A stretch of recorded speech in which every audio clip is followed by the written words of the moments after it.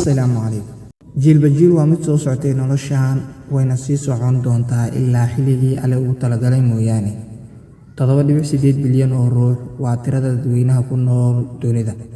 Waxaana lagu sheegay daraasad la sameeyay sanadii 2020kii ina soo dhaaftay. Dhul ballaaran badkiisu yahay 510.1 milyan kiiloomitir square ayuu Ilaahay ugu talagalay inay ku noolaadaan dadyowgaas. Biyo iyo baad waxay kula dul noolaan lahaayeen isaga ayaa ballan qaaday. Balse ujeedka ama muhiimadda laga leeyahay nolosheenaas waa maxay?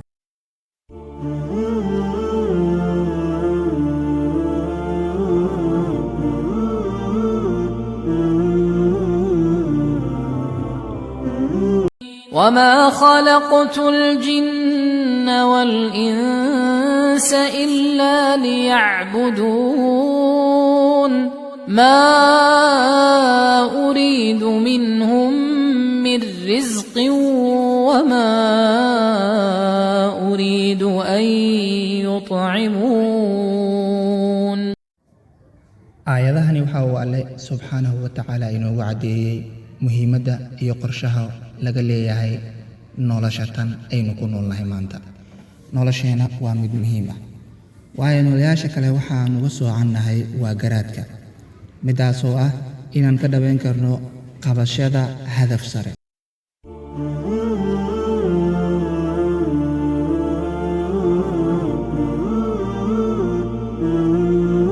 nolosheena ma ogin xilligay ku eg tahay, qof maanta sheegi karana ma jirto ajasheena halka iyo goorta ay ku dhammaan doontaba.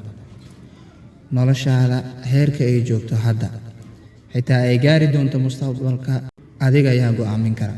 tusaale ahaan, maanta haddaad da'yar tahay oo aadan weli gaarin gabow, waxaad baran kartaa xirfado cusub ama aqoon aad ku horumarin karto istaylka noloshaada.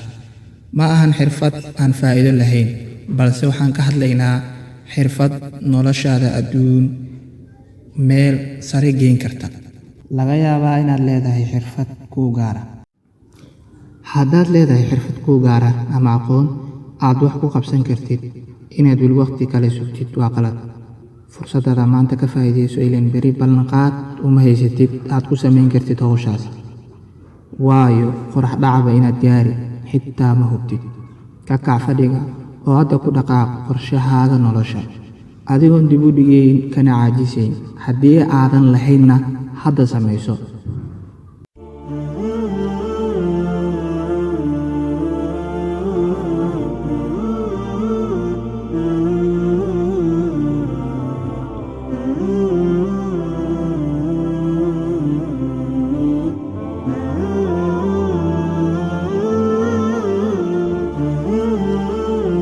deji qorshe ka kooban mustaqbalkaaga dhow sida beri, iyo weliba qorshe ka kooban mustaqbalkaaga dheer sida sanadka soo socota, qarniyada soo socota, iyo filashadaada dheer. kadib hadaf aad filaysid inaad ka dhabaysid degso. ogow, noloshaada waa muhiim, waayo dadka iyo duunyada kugu hareeraysan inaad drop out ka noqotid ama inaad ka muuqatid waa adiga go'aamiyaha arrinkaas. caafimaadkaaga, dhallinyarnimadaada iyo firaaqa cimrigaaga ka dhigo tacabka aad kaga dhigi lahayd noloshaada mid horeysa. oraah ayaa jirto tiraahda inaad dabaqa toosayso xaalad liidata ku dhalatid waa bilow, balse inaad isla xaaladaas aad ku dhalatay ku dhimatid waa khasaaro iyo dulinimo iyo hoog adduun aad adigu isbaday. ha u ogolaan hawo adduun inay ku hogaamiso adiga, ee noqo qofka hogaamin lahaa noloshaada. ka dhig noloshaada mid miro dhaxalgal ah ku reebta dunida inteeda kale.